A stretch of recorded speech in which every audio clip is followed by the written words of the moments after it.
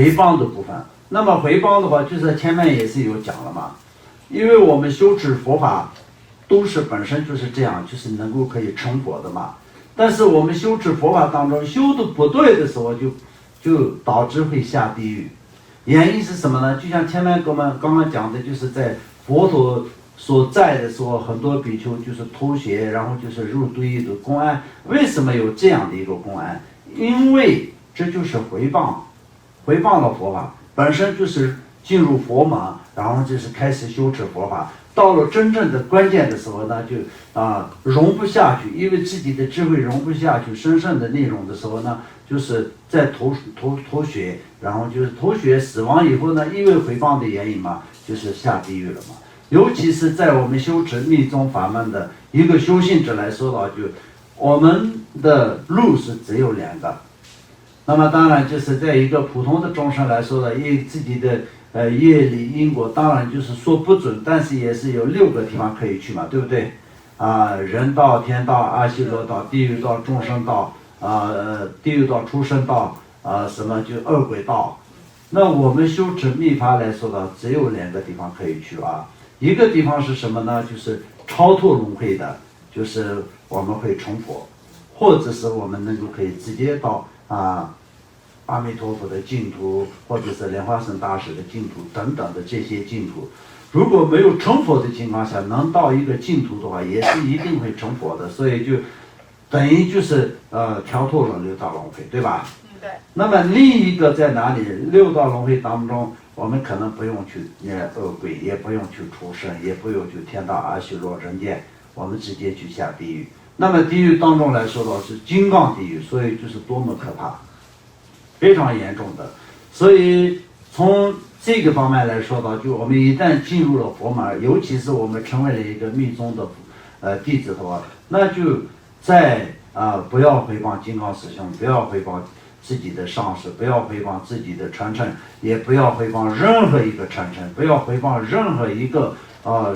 出家众跟僧众。连今天就是穿着一个出家衣服的你明明知道他不是出家众，他穿的一身出家衣服的时候，都是我们必须得要特别的尊重他。原因是什么？让我们知道，今天如果是穿着出家众的衣服的情况下，衣服的一个人的情况下，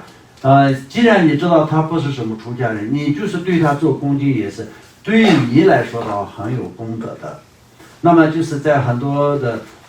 在家的居士就觉得好像自己在一个环境里面发现了一点点的一个出家众，或者是甚至一位上师的一些行为的时候，他都是宣传，然后到处地方就说这个上师是什么，不是一个如法的上师，我希望就是他不要欺骗更多的人等等这种的行为。实际上来说的，就这是在那个佛法当中的这个佛法当中来说呢，那他们这些做的是非常非常的不对，而且是造很严重的罪。所以就是这种呢，就是我们也知道这些社会里面也是这10几20年之间也是有发现过很多嘛。那么当然在过去也是应该有，那现在也一样，尤其是现在呢，就是在网络跟这些信息发达嘛，所以你造业的力量是一定是比过去就是加倍的大，而且是加倍的快。所以呢，这些方面大家自己的行为必须得要注意，要小心，不然的话就是很轻轻松松的，不知不觉的可以造很多的业。前面我们就是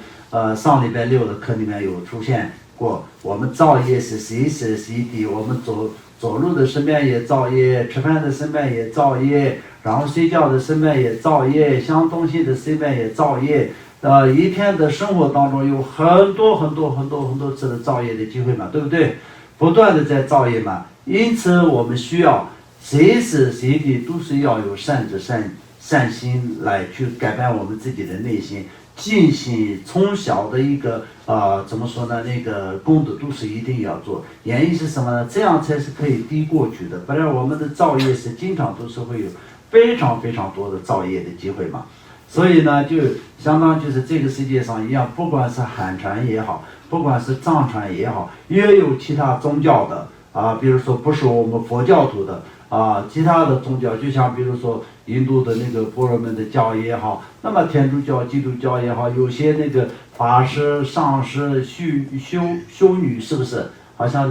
那些都是有一个环境里面修得很好的，做得很好，很多的人都是追随他的，然后也有一些就是在这个当中追随者当中，也有一些有反抗的，然后就回谤的，这些故事是非常多嘛，对不对？因为什么？因为众生是很可怜的。那么我们就是讲那个文武百尊的故事的时候，也是讲一个师徒两个的故事嘛，对不对？一个师徒两个就是一个波罗蜜的师傅呢收了一个怎么说呢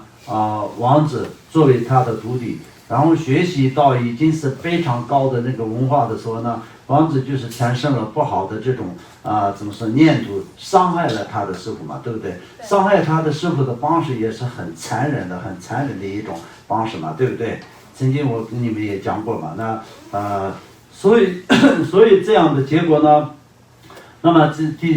徒弟下地狱是肯定不用讲嘛，但是师傅也是产生了非常严重的嗔恨心。当然，因为就是弟子呢，就是对他有这么严重的恩将除报的时候，那师傅也是忍不下去的情况下，他也产生了严重的嗔恨心，所以呢，他们两个都下地狱嘛，对不对？所以呢，就是这个。我们所谓的师徒的关系是不光是佛教徒的师徒关系，所有的师徒关系都是必须得要亲近戒律，而且是要不能产生那种诽谤那种恩将除报的那种的问题。所以从时间的语言来讲到恩将除报嘛，对不对？那么再从我们这佛教的这个道理来说呢，就是破坏师徒之间的金刚戒律那么就是在其他的我们实践人的平常的话来讲到，就是没有道德，没有就是怎么说呢不知恩然后就是那种的人，然后就怎么说呢，做了一些这样的不道德的行为，都是造业嘛。所以就同样的，我们佛教徒里面也是会产生很多哪一位这个法师本来是好好的，然后就是有些他的弟子里面出现了一些人，然后就是把他伤害坏到最后都是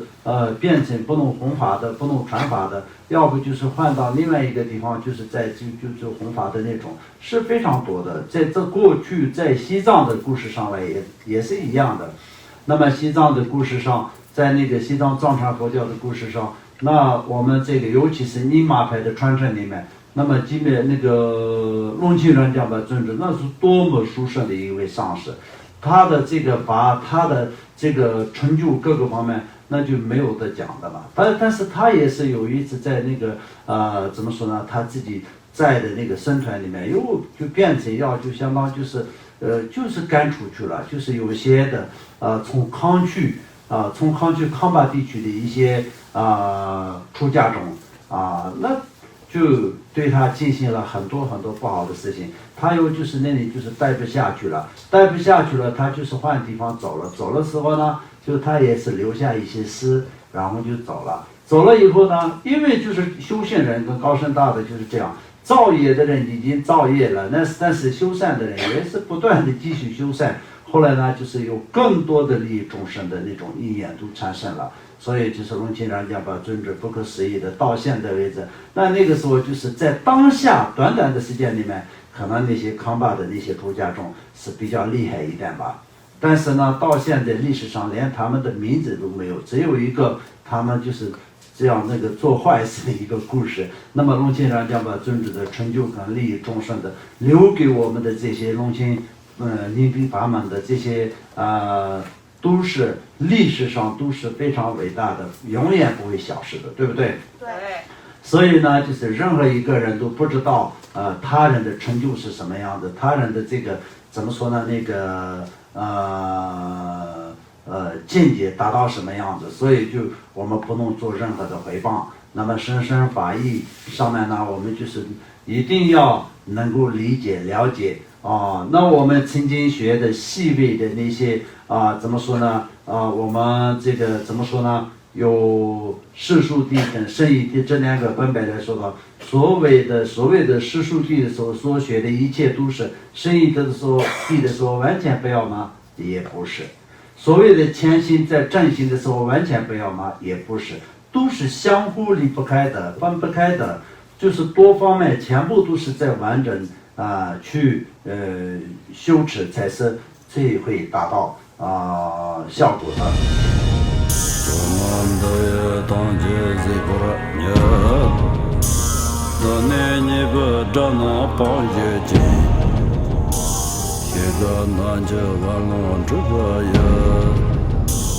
自本作人着康着